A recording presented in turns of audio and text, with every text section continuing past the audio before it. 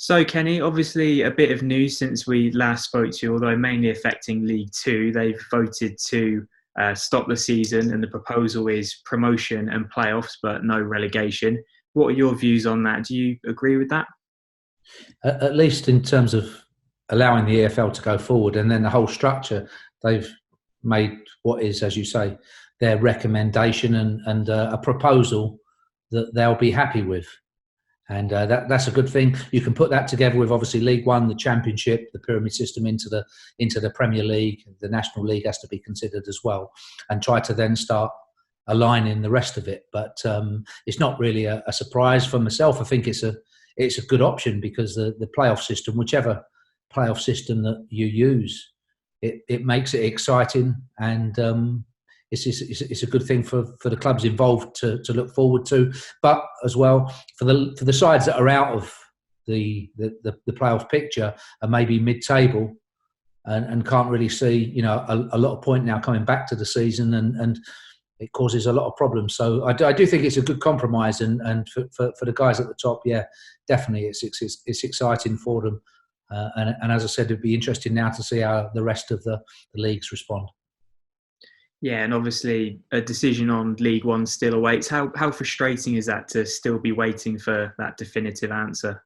Yeah, I don't think that it's just League One though. I think the whole system then is going to have to be worked out to put in place once all the individual proposals are submitted to the authorities. So for the people that run their particular clubs, everybody has their own individual agenda, and quite rightly as well, is trying to look after their own club in it and make sure where they come out. If you do add, then there's possibilities of restructure right the way through to help the finances of, let's say, the game be more controllable. There's a lot of discussions, and while it might be frustrating for people that things are not necessarily getting done as quickly as we would have liked, I do think that they should take their time and make the right decisions, and not then have to readjust later on. So, if we are going to restructure at some stage through next year, if the playoffs are going to be available for those that are at them, then there should only be one decision, and we have to work at it to make sure it's the right one. Yeah, and of course it does look at this stage as if football is gearing up for a return sometime in the near future. That must be something that you're very pleased about. Yeah, it's great, and if we get the chance to try to get into the Championship, that would be fantastic as well. Interesting to see how the German football went over the weekend. I'm sure the Premier League and the EFL would have been watching that closely. The protocols, making sure they get the detail right.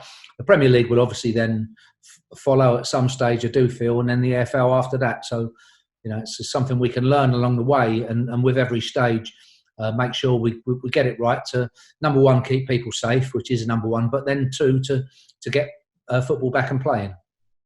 Yeah, and obviously you mentioned the German football got back underway at the weekend. Did that give you a sort of insight into how things could work should it be behind closed doors for Pompey this season?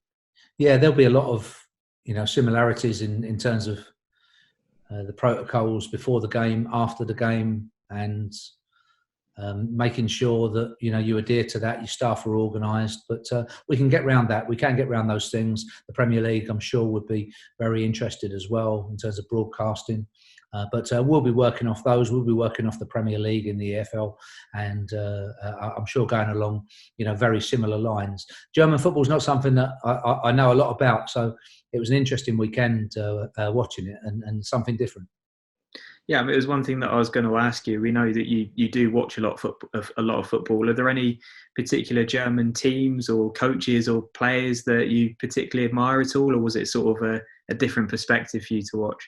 It was an interesting one where you're watching Union Berlin as a smaller club take on Bayern Munich yesterday, and their system, the way they played the game, the way they approached it, how they tried to negate one of the best sides in Europe. So I did find that very interesting, not something I'd seen. And then even if you're looking at the history of Union Berlin and how well they're doing just to stay in that particular league at the time, and Bayern Munich's domination, really, where they're similar to Celtic, going for multiple years of winning that particular league and how they do so well to stay on top. So, for me yesterday, that's some research went into that particular game. It was an interesting one.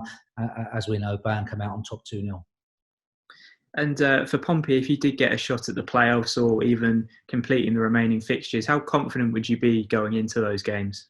Yeah, I'll be excited because we've had a spell without football now, and as well as that, yeah, I would be confident. I'm looking at our group of players, and I do think that they're very capable.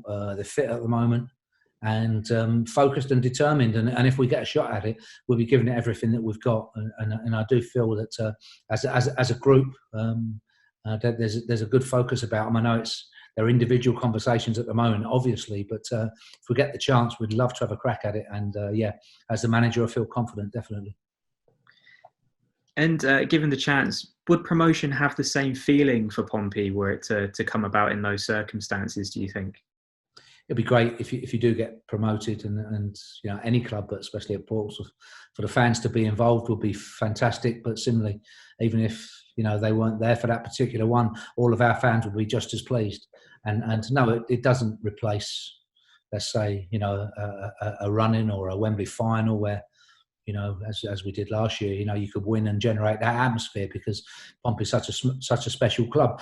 But similarly, you have to adapt as well. And if we have to adapt this year with no fans, we have to be doing it better than the opposition, and that's it. And for our fans, yes, it'd be great if they were there, and we would all miss them inside, but they would be just as pleased for us and for the club in particular if we were successful.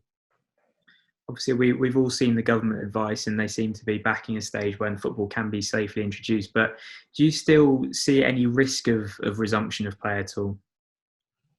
Risk of people catching COVID? Yeah, and in terms of the players, I know that obviously a lot of them have young families at the moment. Just is that something that you're sort of factoring into your mind going into these stages? Yes, 100% is factored in. First off, we go off the advice of the government and the scientists that they have advising them. So that's the first thing before we get back to working in groups and then ultimately playing games. So we do take advice off the people at the top for the governing boards, the EFL, LMA, PFA, etc. They're people that we do consult and go off as well. So when we do get to that stage, we do think that we will have covered ourselves, I think, and left no stone unturned in terms of the research that's gone into coming back safely for the players. The big question is at what time can you reduce the risk or completely wipe it away? I'm not so sure that you will ever be able to get to a stage where there'll be absolutely no risk. I mean, there's a risk for everything. There's a risk to going to the supermarket or going in the park or the petrol station. When will that go away? That's the big question, really. And then for actually playing football, you put the same things anyway, the same parallels, reduce the risk as much as you can. Is there ever going to be a time when there's no risk? I'm not sure that there will. And for the time being, obviously, as well as the players being furloughed, you've also had a few key staff members such as Phil Boardman also furloughed. How hard has that been? Yeah, if you're working in recruitment and then there's no games to watch, no live games to watch, it is difficult, it's frustrating. And also for Phil, this would have been his key time of year, actually summertime now, planning for next year, whichever division we were in. But it can't be helped. He has the benefit of being able to use video now, which you wouldn't so many years ago. It wasn't as extensively covered as it is now, and particularly the lower leagues weren't. So there's good opportunities to do other things and work away at expanding your knowledge, maybe in different countries that you wouldn't have the time or the opportunity. And as you go down the leagues, if we're looking at where would our market be in League One, what type of players are we looking at, where do they play, work that out, and then try to be the best in your particular market, the clubs that you're competing with. After that, can you then look at, let's say, France League One, something like that, a bit more extensively, and try to get to know it a little bit better than you already do? And those opportunities are there for the likes of Phil.